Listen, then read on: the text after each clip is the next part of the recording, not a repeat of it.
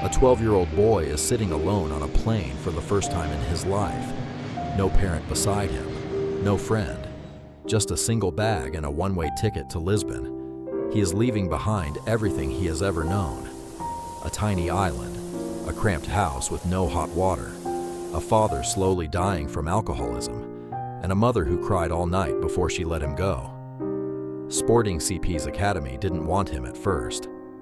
Then they heard him play. Then they said he had a thick island accent, that he talked differently, that the other boys laughed at him. And the question that every scout, every coach, every doubter quietly asked was this: does this kid have what it takes? Or will Madeira break him before the world ever gets the chance? What happened next is not what anyone expected. The island of Madeira sits in the Atlantic Ocean, 1,000 kilometers from the Portuguese mainland. It is beautiful in the way that poverty sometimes is, lush, remote, and completely cut off from the world beyond it. This is where Cristiano Ronaldo dos Santos Aveiro is born on February 5th, 1985, the fourth child of Maria Dolores and José Diniz Aveiro. His father is a municipal gardener. His mother cleans houses. They live in a small, corrugated, iron-roofed home in Santo António, a working-class parish on the edge of Funchal. 4 children, 2 adults, 1 cramped room that doubles as a kitchen and living space. Sometimes they don't have enough food. Sometimes the electricity flickers off. His father names him Ronaldo, after Ronald Reagan, the American president he admires. A small, strange detail.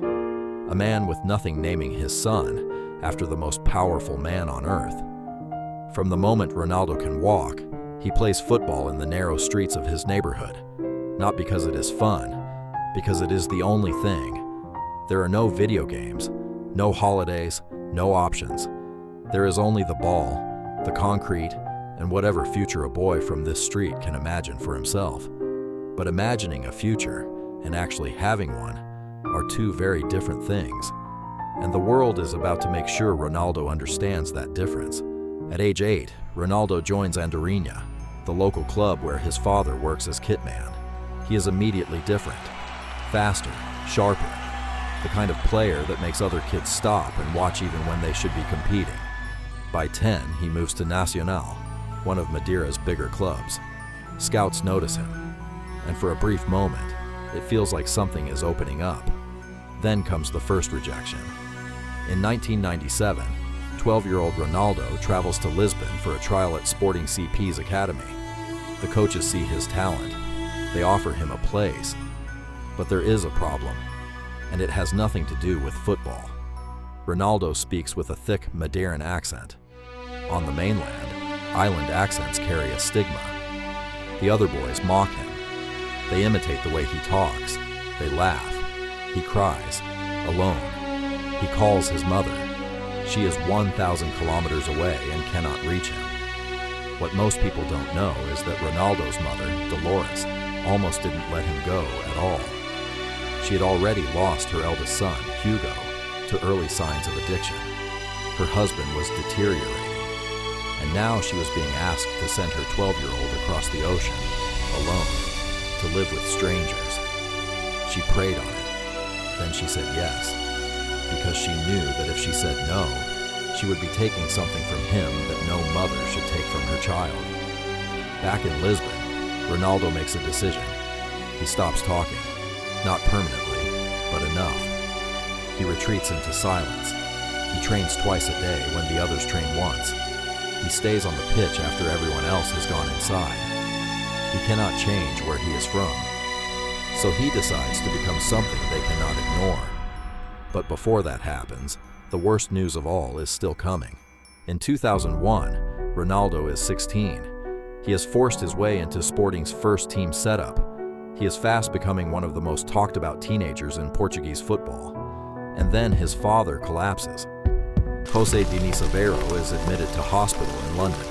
Kidney failure, directly linked to years of alcoholism. Ronaldo flies to be with him. He sits beside the hospital bed of the man who named him after a president, who carried his kit bag, who never had the life he deserved. Father and son, one of them fighting for his future. the other running out of time. Ronaldo returns to Lisbon. He has to. The career cannot stop. But something shifts inside him after that hospital visit. A hardness settles in, the kind that doesn't come from arrogance, but from grief that has nowhere to go except forward. In August 2003, Sporting CP play Manchester United in a pre-season friendly at the newly renamed Alvalade Stadium. United's players, grown men, internationals, are so humiliated by this 18-year-old's performance that at full time, they crowd around Sir Alex Ferguson and beg him to sign the boy. Gary Neville, Roy Keane, Ryan Giggs, all of them. Ferguson needs no convincing. Ronaldo signs for Manchester United for £12.24 million. His father does not live to see what comes next. José Diniz Aveiro dies in September 2005 at 52 years old from liver failure. Ronaldo is 20 years old. He has no father. He has a number 7 shirt, and he has a fury inside him that the world is only beginning to understand. What follows is not a fairy tale. Fairy tales are soft. What Ronaldo builds is harder than that. In his first season at Manchester United, he is brilliant but inconsistent, still learning, still fighting his own impulses, still the boy from Madeira trying to prove something to a crowd that doesn't fully believe yet. Then 2006-07 arrives. He scores 23 goals. He wins PFA Players Player of the Year. The academy coaches at Sporting, who once worried about his accent, watch it happen from 2,000 kilometers away. In 2007 to 2008, he scores 42 goals in all competitions. Manchester United win the Premier League and the Champions League. On May 21st, 2008, in Moscow, Ronaldo steps up to take a penalty in the Champions League final against Chelsea. He misses. United win on penalties anyway.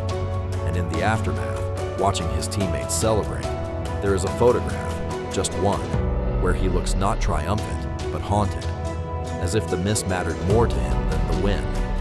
That is the detail most people miss. He doesn't celebrate the way others celebrate. He measures himself against a standard nobody else can see. In 2009, Real Madrid pay £80 million for him, a world record. The boy from the corrugated iron house in Santo Antonio is now the most expensive footballer in history.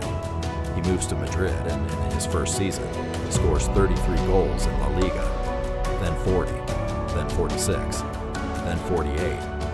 Each year pushing further into territory no human being has reached before in the history of the sport. He wins the Ballon d'Or in 2008, then 2011, then 2013, then 2014, then 2016. 5 times. The boy nobody wanted by everyone. Here is what this story is really about. It is not about talent. Thousands of talented boys grow up in poverty and disappear. It is not about luck. Ronaldo's early life had very little of it.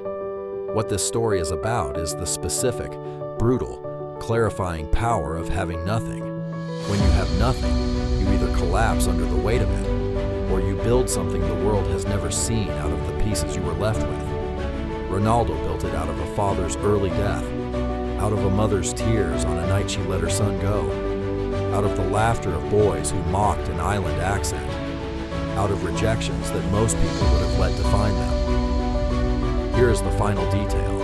The house where he grew up in Madeira, the cramped, single-room home in Santo Antonio, was eventually demolished. Ronaldo himself funded its replacement. He built his mother a proper home. He built a museum in Funchal. He built a legacy that began in a place where legacy seemed impossible. But the detail that stays with you is this. When asked in a 2015 interview what still drives him, Ronaldo paused and said simply, "I want to show people who doubted me that they were wrong." He is still showing them. He has never stopped.